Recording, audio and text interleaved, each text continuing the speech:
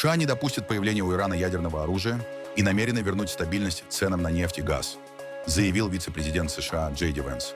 Саудовская Аравия формирует многонациональную коалицию для защиты судоходства.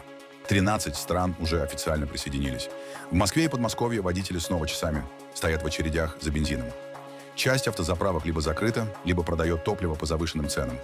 Идейный вдохновитель Брексита победил кандидата в костюме мусорного бака. Найджел Фарадж снова стал депутатом британского парламента. Имя Дональда Трампа снова появится на фасаде Центра искусства имени Кеннеди. Теперь он главный по реставрации и реконструкции. Решение уже готовится оспаривать в суде. Рэпер Эминем выставил на благотворительный аукцион более 100 пар кроссовок из личной коллекции. А теперь об этом подробно и по делу. Это один день. Подпишитесь, поставьте лайк этому видео и оставьте свой комментарий. Заранее спасибо и начинаем.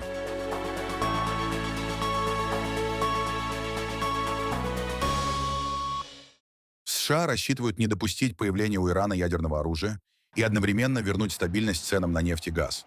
Об этом заявил вице-президент США Джей Ди Венс. В интервью консервативному телеведущему Fox News Уиллу Кейну он сказал, что Вашингтон использует против Тегерана дипломатические, экономические и военные инструменты, выбирая их в зависимости от ситуации. Что я могу сказать с уверенностью, Уилл? Думаю, все это закончится тем, что Соединенные Штаты окажутся в более сильной позиции. Иран не получит ядерного оружия, а Ормузский пролив вернется к нормальной работе, благодаря чему цены на нефть и газ для американцев будут стабильными. Проблема, Уилл, в том, что иранцы иногда берут на себя обязательства, которых не выполняют. Они заключают соглашение, а потом его не соблюдают. Я понимаю вашу мысль о постоянных колебаниях ситуации, но, думаю, это показывает, что у нас есть множество инструментов, чтобы вынудить их действовать. Иногда мы сосредоточены на энергетическом вопросе, потому что хотим, чтобы американцам были по карману нефть и газ. Иногда, очевидно, на военной составляющей, иногда на ядерной программе. Поэтому, думаю, на самом деле мы видим президента Соединенных Штатов на пике своих полномочий, располагающего множеством дипломатических, военных и экономических инструментов. Что, на мой взгляд, происходит на практике, так это то, что мы очень избирательно и стратегически используем эти инструменты, чтобы добиться результата, которого хочет президент Соединенных Штатов в интересах американского народа. И здесь есть две главные цели. Первая — обеспечить, чтобы страны Персидского залива продолжали поставлять нефть и газ на мировой рынок, чтобы цены на энергоносители оставались стабильными. Это, очевидно, важно для американцев. Я знаю, что сегодня нефть дешевеет, и сейчас она стоит значительно меньше, чем на пике в первые дни конфликта.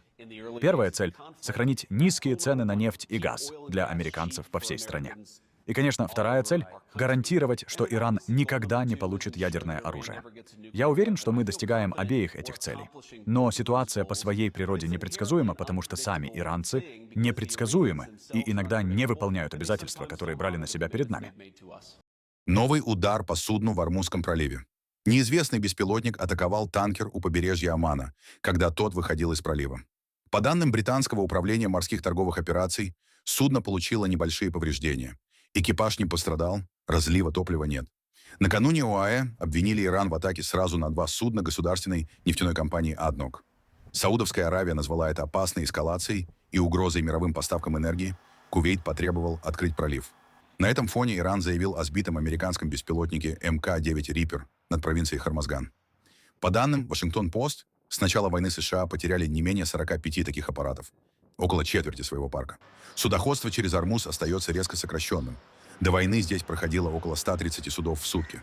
Тегеран требует разрешения на проход, Вашингтон настаивает на свободе судоходства. Переговоры через Оман продолжаются, но договоренности пока нет. Саудовская Аравия формирует многонациональную коалицию для защиты судоходства в одном из самых неспокойных районов мира. 15 стран подписали заявление о ее создании, а 13 уже официально присоединились к объединению.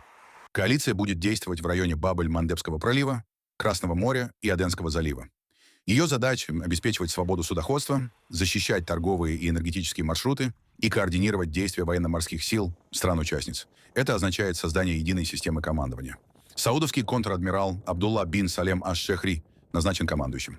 Его первым заместителем станет представитель Пакистана. Штаб коалиции разместят в Саудовской Аравии. Страны уже согласовали организационную структуру и планирование ее работы. Фактически речь идет о постоянной координации. Участники смогут обмениваться информацией о ситуации на море, согласовывать действия и совместно реагировать на угрозы торговым судам. При этом конкретные параметры будущих операций, включая состав сил и порядок проведения отдельных миссий, пока публично не раскрыты. Создание коалиции происходит на фоне атак поддерживаемых Ираном хуситов на суда в Красном море и Баб-эль-Мандебском проливе. Только 11 августа при атаке на египетское грузовое судно «Тихама» погибли 4 члена экипажа. Для Саудовской Аравии вопрос особенно чувствительный. Из-за угроз танкеры с ее нефтью уже меняют маршруты, а часть судов проходит регион с отключенными системами отслеживания. Некоторые перевозчики вообще избегают Баб-эль-Мандебского пролива. При этом новая морская коалиция — не то же самое, что оборонное соглашение Саудовской Аравии, Турции и Пакистана, подписанное 7 августа. Тот договор предусматривает взаимную оборону 3 стран. Новая структура гораздо шире и специализируется именно на безопасности морских маршрутов. То есть сейчас Саудовская Аравия одновременно выстраивает 2 разных механизма безопасности. Один — для взаимной военной защиты с Турцией и Пакистаном, второй — для коллективного контроля и защиты стратегических морских путей. Дональд Трамп ввел новые пошлины на импорт беспилотников и их комплектующих. В отдельных случаях ставка достигнет 100%. Максимальная пошлина коснется наиболее чувствительных для американской безопасности аппаратов. В частности, тяжелых дронов, беспилотников с тепловизорами, а также некоторых док-станций и ключевых деталей. Для остальных категорий беспилотников ставки будут ниже. Отдельные торговые партнеры США также получат льготные условия. В Белом доме объясняют решение стремлением сократить зависимость американской промышленности от иностранных поставщиков. Там подчеркивают, беспилотники стали одним из ключевых инструментов современной войны, а зависимость от зарубежных компонентов создает риски для национальной безопасности. Особое значение решение имеет для отношений с Китаем. Именно китайские компании занимают значительную часть мирового рынка беспилотников. Вашингтон уже ограничивал их доступ к американскому рынку, а Пекин в ответ усиливал контроль за экспортом дронов, комплектующих и технологий. Новые пошлины начнут действовать через 3 недели. Для части комплектующих предусмотрен более длительный переходный период. Ночью в небе над Латвией пришлось открывать огонь по беспилотнику. Аппарат вошел в воздушное пространство страны. На перехват поднялись сразу 4 истребителя НАТО. Один из итальянских еврофайтеров сбил дрон. Обломки теперь ищут военные. Предполагаемое место падения возле Ругаи, примерно в 35 километрах от российской границы. Местность там сложная, леса и болота. Ночью поступила информация, после чего была объявлена воздушная тревога из-за беспилотника, вошедшего в воздушное пространство Латвии. В этом районе его успешно перехватили и сбили наши союзные силы. Сейчас мы определили примерное место возможного падения беспилотника и начали поиски его обломков. Этот район покрыт густым лесом. Здесь относительно мало фермерских хозяйств, поэтому местность сложная для работы. Конечно, леса, болота и различные виды растительности значительно осложняют поиски. Что это был за беспилотник и откуда он прилетел, пока официально не установлено. Латвийские военные заявляют, что аппарат мог сбиться с курса из-за российского радиоэлектронного воздействия. И это произошло на фоне массированной украинской атаки по российскому северо-западу. В ночь на 14 августа беспилотники атаковали Ленинградскую область. Под удар попал порт Усть-Луга. Российские власти заявили о десятках сбитых дронов. То есть именно в момент атаки российских объектов в воздухе работали средства радиоэлектронной борьбы. И один из беспилотников оказался уже над территорией НАТО. После инцидента воздушную тревогу объявили в нескольких восточных районах Латвии. А соседняя Финляндия временно ограничила движение в восточной части Финского залива из-за возможной угрозы беспилотников. Это уже не первый подобный случай. В июне французский истребитель НАТО сбил беспилотник над Латвией после того, как тот попал в ее воздушное пространство. Тогда латвийские военные также заявили о российском радиоэлектронном воздействии. Россия не собирается замораживать боевые действия по всей линии фронта и соглашаться на перемирие с Украиной. По словам главы российского МИДа Сергея Лаврова, прекращать огонь будут только после достижения долгосрочного соглашения.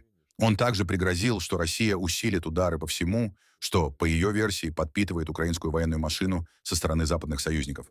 Свои собственные методы сделаем гораздо более жесткими для разрушения всего, что подпитывает военную машину Киева со стороны Запада. Но и мы это уже делаем, и они уже начинают стонать.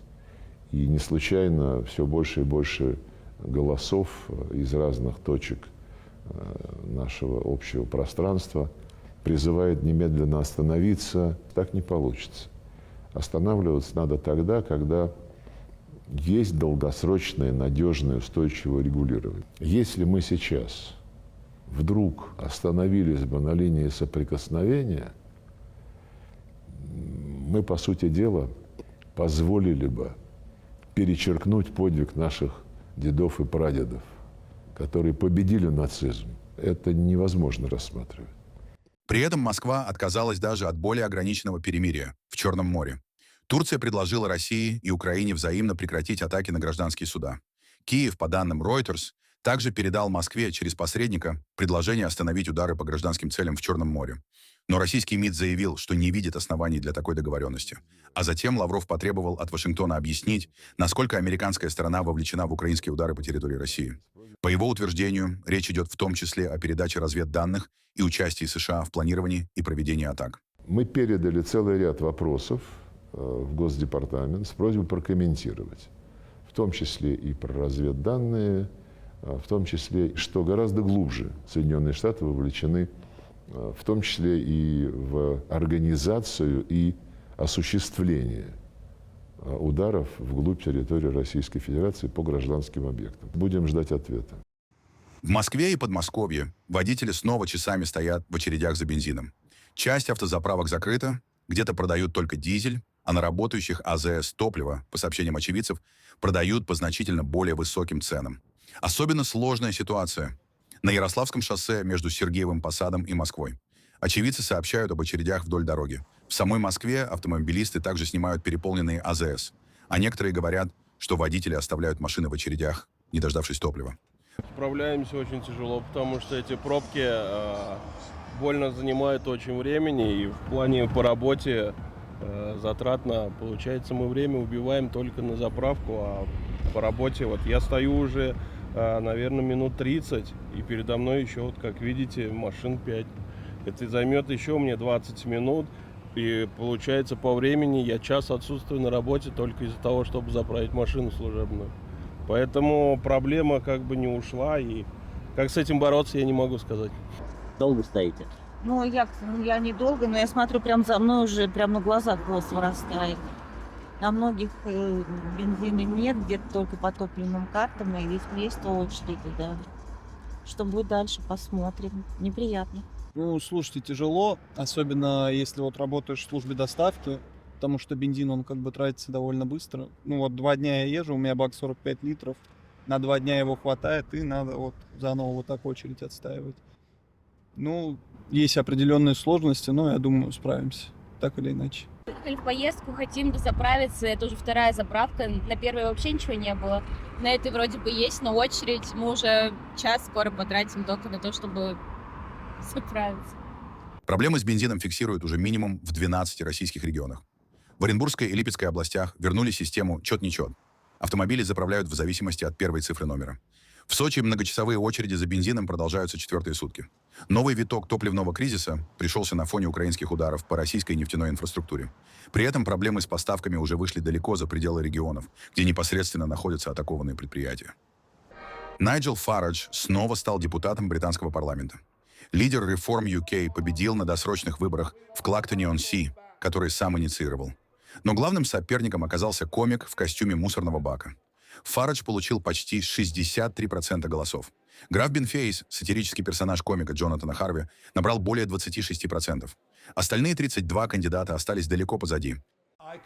Я инициировал эти дополнительные выборы, потому что хотел, чтобы жители Клактон-он-Си и избиратели этого округа сами вынесли мне вердикт, а не британские СМИ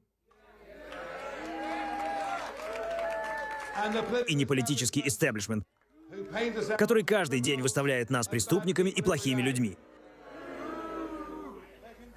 Поэтому я попросил жителей Клактон-он-Си стать моими присяжными.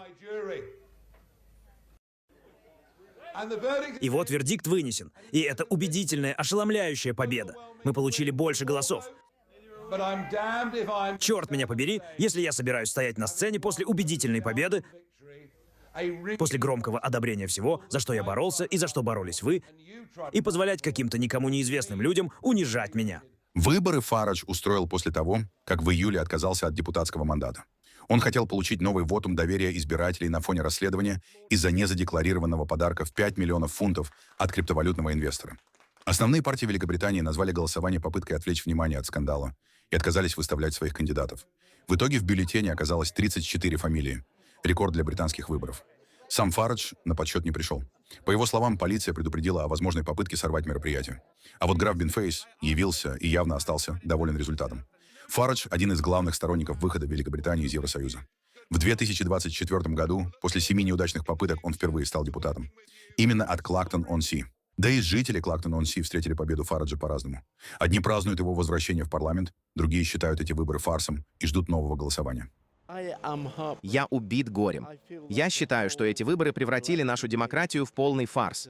Как избиратель, я хотел бы иметь возможность иногда прийти к нему, Фаражу, в окружной офис, а он не собирается этого делать. Я надеюсь, что господину Фаражу придется ответить на выдвинутые против него обвинения. Надеюсь, демократический процесс будет доведен до конца.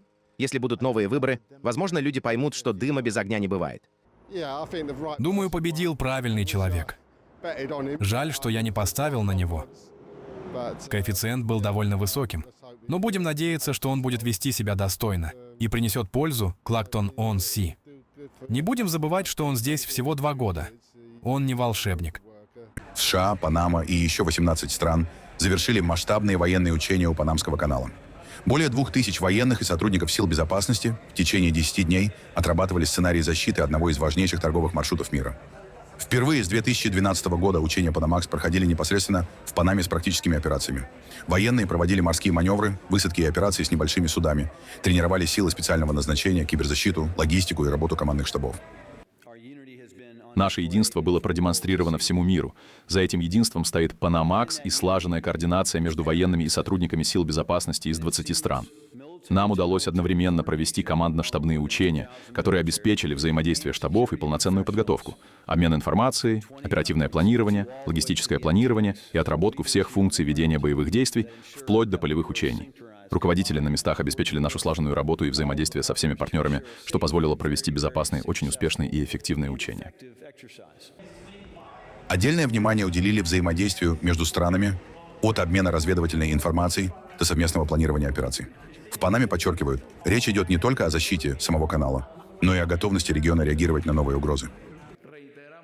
Мы вновь подтверждаем нашу готовность и дальше укреплять эти альянсы, расширять обмен информацией, совместную подготовку и необходимые возможности для упреждения и скоординированного реагирования на обычные, асимметричные или новые угрозы.